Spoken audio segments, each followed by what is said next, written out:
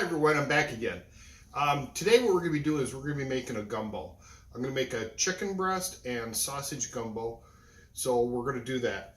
To start out with, we've got a heavy bottom pan, or pot I should say, that we're going to be using. And I'm going to turn this down towards my cutting board so you can see what we're doing as we're doing it. Now with this, I'm going to be doing what they call the Trinity down in Louisiana area. And that's, I'm going to be using onion, and this onion is no good, so we're going to throw this one away. Good thing I looked at that. Okay, so instead of 2 white onions, we're going to use 2 red onions.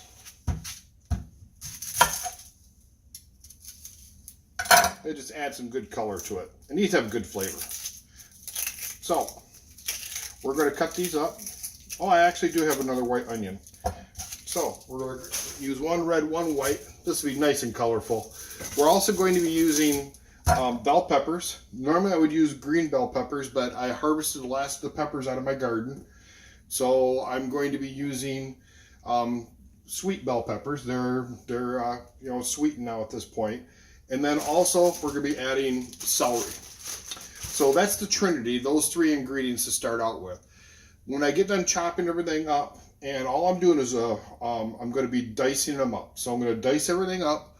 Once everything's diced, I'm going to put it in the pot, and then I'll be back.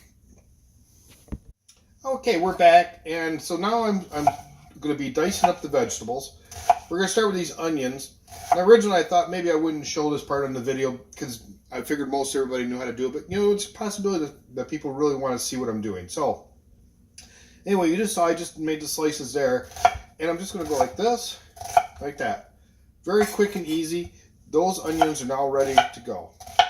So we're going to be putting those into the pot. I'm going to do this next onion. You just take your knife, cut up a little bit, peel this off. And if I really wanted to get particular, I could sit and peel off that middle other layer, that little outer layer. But in all honesty, it takes more time than it's generally worth my time.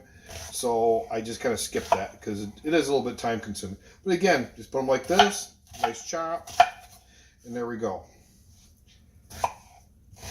Then we're going to move into the peppers.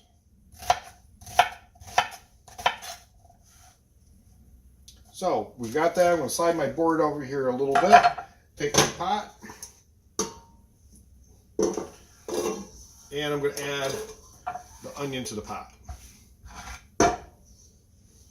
So there's onion in the pot right now. We're next going to move on into the peppers here, like I said. We've got 3 peppers. There would be 2 large peppers, but like I say, these came out of my garden. These are the last of the peppers this year. I am so sad. I'm ready for garden season already again. When you do that, you peel it off, and you're going to peel this pith out. So you see that? That's called the pith here, these veins. And I just peel those out and throw it in the sink, and I'll take care of that when I get done. So you go to grab that, grab it, and peel it just like that. Comes right out. Grab the pith, and we're set to the side.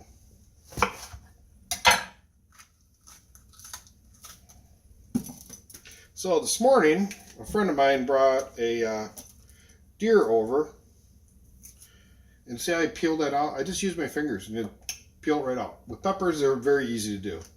Peel it out, grab the pith. And when you're dealing with hot peppers, just a reminder, hot peppers, the pith and the seeds are where most of the heat is.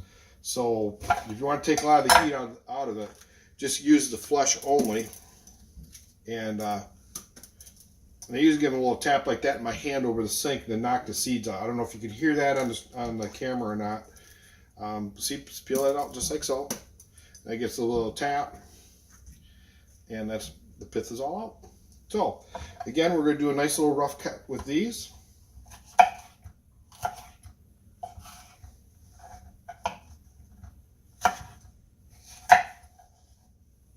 And throw them in the pot.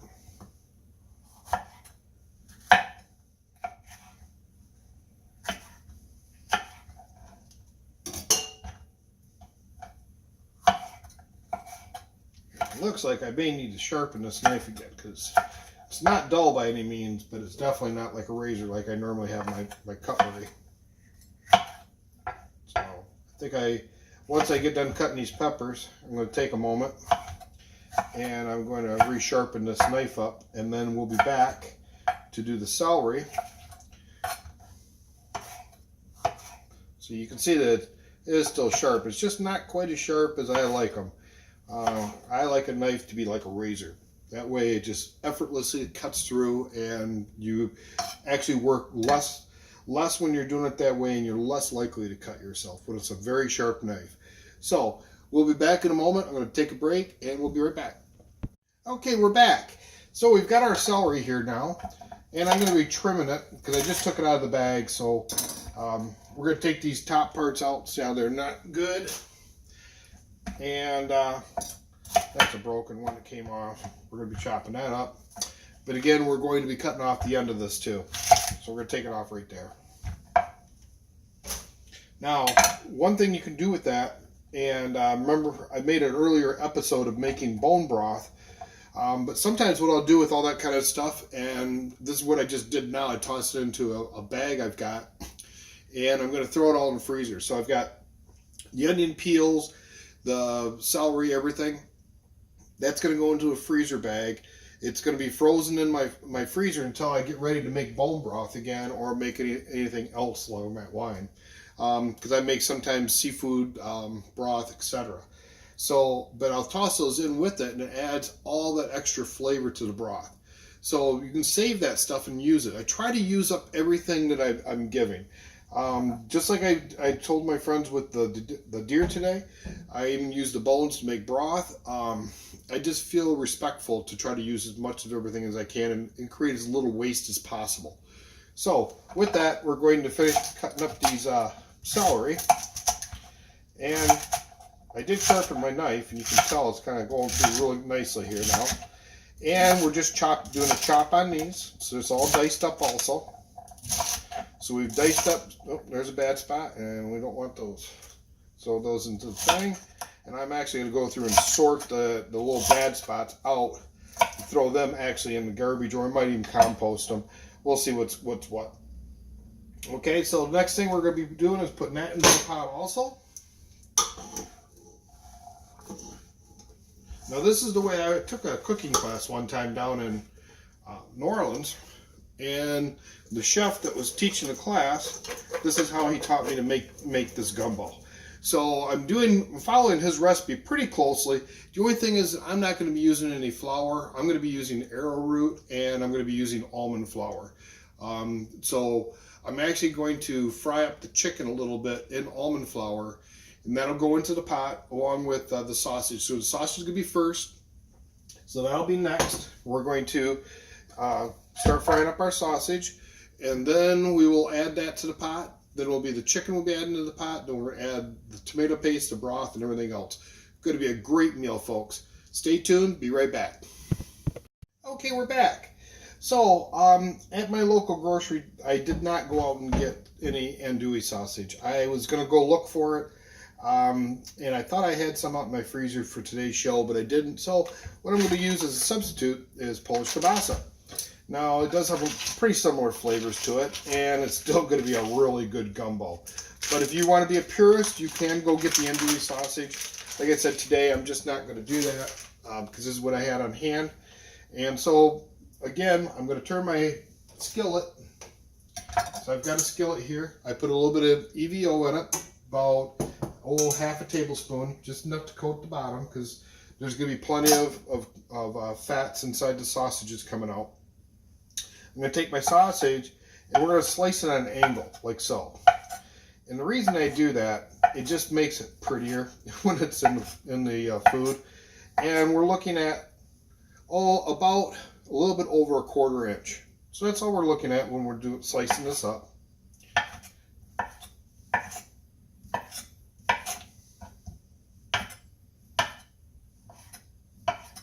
Oh, a sharp knife works so much better.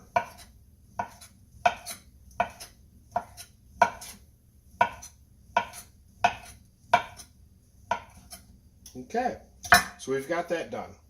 We're going to be frying up this sausage. Once it's done, I'm going to add it to our pot with our mixture of vegetables, our trinity here. I'm going to put the lid on at that time.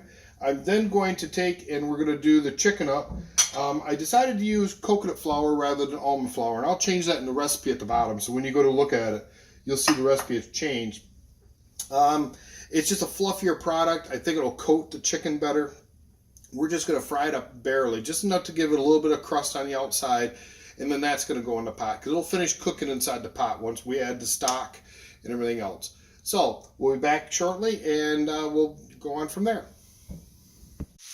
Okay, we're back just for a moment, kind of showing you as we're cooking this. So we've got the sausage going, and we're beginning to brown it. So once the sausage is all nice and brown, we're then going to add it to our pot, and then we're going to start on our chicken. So the next time we'll be back, I'll be getting the pan going, the skillet here, for doing the chicken. So we'll have the chicken be next. So this is browning up quite nicely. I probably have about another 5 or 10 minutes, probably closer to 10 minutes to get a nice deep brown on this. And then we're going to add it to our pot. I did add the garlic to the pot. So now we've got the garlic in there also. And that'll all start to cook once we throw the sausage in there. We're going to stir it up, cook the chicken, then put it in there and stir it up. Then we'll add the broth and so forth. So we're going to build this. We're building this in progress. So be back with you shortly. And now we're going to be moving on to doing our chicken. So we're going to get our chicken ready. So we've got our sausage in there. Now I've got our chicken here, and I'm going to trim it. And then we're going to cube it.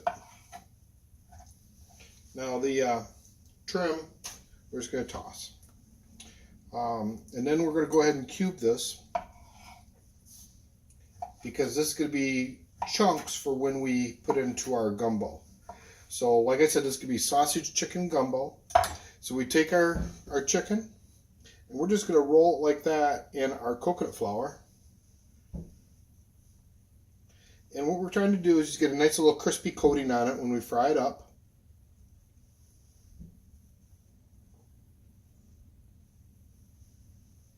And we're going to continue on with the rest of that.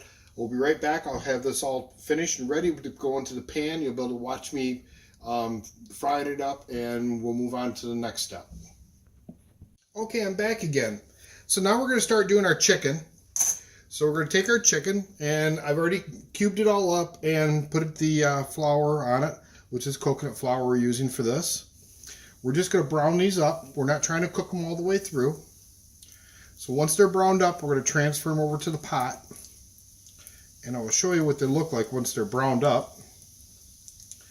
And you want to cook these, you don't want to crowd them in too much, because we want them to get kind of like a nice coating on the outside. We're looking for that crispy coating. So that's about as many as I'm going to do right now. We'll put the rest in on the second batch. I'm going to place my splash shield over top of it again. Rinse my hands real quick. And so that's where we're at now. So when we get these browned up, and then the second batch browned up, I'll show you that. We'll transfer it to the pot, and then we'll continue on and start adding our spices and our liquids. So be right back. Okay, we're back, and we've got the chicken breast. See how nice and browned up they're getting now? So at this stage, I'm going to start transferring them over to the pot. And again, they're just going to go in there, and we're going to stir them up with the vegetables and the sausages.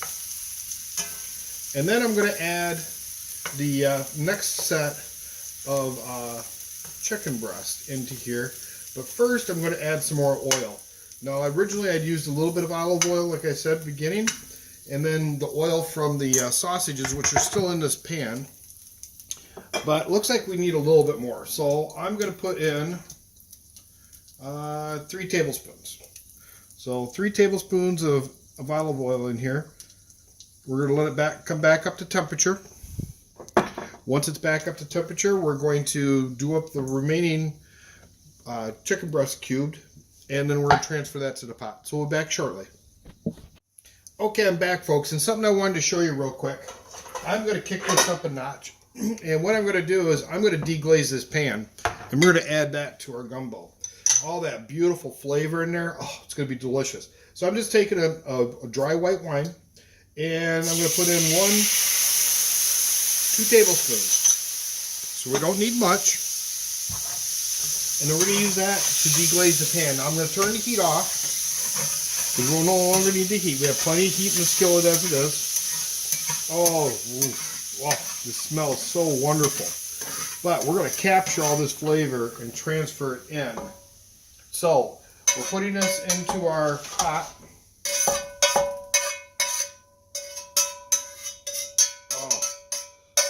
Oh my, yes. This is going to be just wonderful. I'm telling you, this is going to be a delicious meal, folks. When we get this done. So we've got that in there. We've got our vegetables in there and our sausage and our chicken and our garlic in there. And oh, this smells just wonderful. So we're going to put the lid on it. I'm going to make a roux. So that'll be the next thing you'll see me coming back with. I'm going to make a roux. And then we're going to pour that over top of everything. We're going to mix it in, incorporate it all real nice. And then we're going to continue on with the rest of our steps. So, be right back. Okay, we're back. And now we're going to make our roux. So I've got 1 cup of oil. Now, this is the kind I use. You can use whatever you'd like. I'm going to add that in there. But I use this stuff. It's a Smart Balance Omega-3 oils. It's a mixture of different kinds of vegetable oil, but I use that quite a bit. Along with extra virgin olive oil, and I use coconut oil, different things for different reasons. So we've got this on a medium-low setting on my skillet. This is an electric cooktop, and it cooks pretty hot at low temperatures. It is a pretty nice oven. I really am happy with it. With that, I'm also going to add a 1/2 cup of almond flour, and the remaining of that coconut flour we had, I just threw it in here so I wouldn't waste it, and we're going to turn that into our roux. So that little bit left, and there was probably about 1.5 tablespoons of the coconut flour in there. We're going to use that to make our roux. And a roux is normally made with regular wheat flour and oil. And so what you're doing is you're going to cook this down. And the consistency that we're looking for is going to look like coffee grounds. So we're going to be cooking this down, and it's going to brown up, and we want that to happen too, and we get that rich flavor out of it. And this is going to taste just wonderful. So you got to constantly stir this while you're cooking this. So keep that in mind. It's very important so you don't burn it. But the whole idea is this will cook down, and it's going to get nice and thick, and it'll start getting that, like I said, that consistency of like a coffee ground type consistency. Once that's done, we're going to pour it over top of our vegetables with the chicken and the sausage in there. We're going to mix it all up, and then we're going to let it steep for a little while. We'll start cooking the vegetables. We're then going to start adding our spices into it, and then we're going to add our stock into it to incorporate and make our nice gumbo. So with that, we'll be keep watching this, and you can see how it's starting to bubble up. So that's what we want. I might turn that heat up just a tinch more. So now I've got it about 2.5 on my little thing for electric oven. So for the electric stovetop there. So that's where I've got it at right now. And you got to constantly stir this. So we'll be back when this gets done and get ready to incorporate into the rest of the dish. Okay, folks, you can see I had my fan on. Let me turn that off. Oh, the aroma is just wonderful coming off of this. But that's our roux. So that's what it's looking like right now. We're going to be taking and transferring that into our pot. So we've got our pot here with all our sausage and our chicken, our veggies, and our garlic in there so far. We're going to incorporate this roux into there. And with flour, the darker it gets with your roux, the thinner your gumbo is going to be. So I like mine kind of like more like a stew rather than a soup. So, and especially since I'm going to be using rice cauliflower. So since I'm going to be using rice cauliflower in my mixture, I prefer to go ahead and use that instead. So anyway, that's what we're going to be doing, because if I was using like rice in this, I'd probably want it a little bit thinner. But since I'm going to be using cauliflower rice, it'll be a little bit moister. So we want to get a little bit thicker consistency of that. So you can see here where I've got it all stirred up and we've got it mixed together. And that's going to start cooking our vegetables right there. And we're going to set it right over that same burner I was just using. So when we come back, we're going to start incorporating the liquids into this and our spices. So we'll be right back. Okay, we're back, folks. Now we're going to start incorporating the rest of our ingredients into this. So we've got our pot. I've got it sitting on top of the burner that was warm. So we left it, I turned it off initially, but I just turned it back on. You may be able to hear that sizzling in the background. So the first thing I'm going to do is I'm going to add our tomato paste. We're going to put in a half a cup of tomato paste. All that great flavor out of that. And this is leftover from a meal that I'd made earlier this week. So it works out perfect. So we get to use that up too. So, and with that, we're going to now start adding our other spices. So we've got paprika, smoked paprika. We're going to put in a tablespoon of smoked paprika. There we go. And then we're going to use a tablespoon of oregano. So we've got oregano here. It's easier to take those tops off sometimes. So we got a tablespoon of oregano. And we're going to have a tablespoon of parsley. So we've got a tablespoon of parsley. So parsley. And the oregano, so you can see what I used in there. And then now next we're going, and here's the paprika, so back to the paprika. And then we're going to use a tablespoon of thyme in here. And that's ground thyme. So we've got that, and that's going inside. Just ground thyme. Okay, and we're also going to add in our stock, and we're going to add in some cayenne pepper. So let's grab some cayenne pepper out. And we're only going to use a teaspoon of the cayenne pepper. So here's our teaspoon and our cayenne pepper.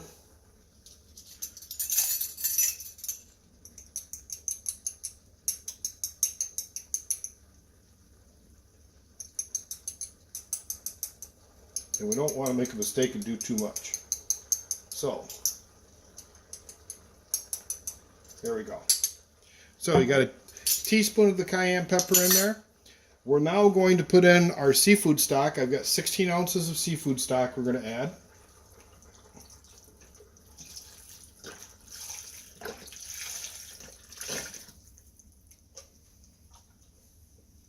We're then going to stir this all up.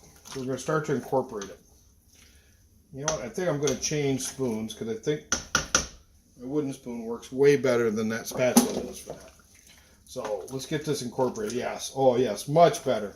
So you can see that as I'm working that in. So we're stirring this up. Oh, it's already starting to look really, really good. And we're also going to add a half cup of arrowroot. And this is going to be our additional thickener for it. So it'll start to thicken up like I wanted it to. More like a stew, like I say, rather than a soup. So we're going to stir this into it, incorporate it. Oh, just smells wonderful. We're going to take some fresh cracked pepper.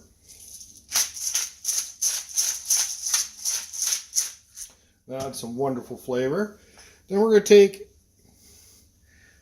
about a teaspoon of kosher salt and add that to it also.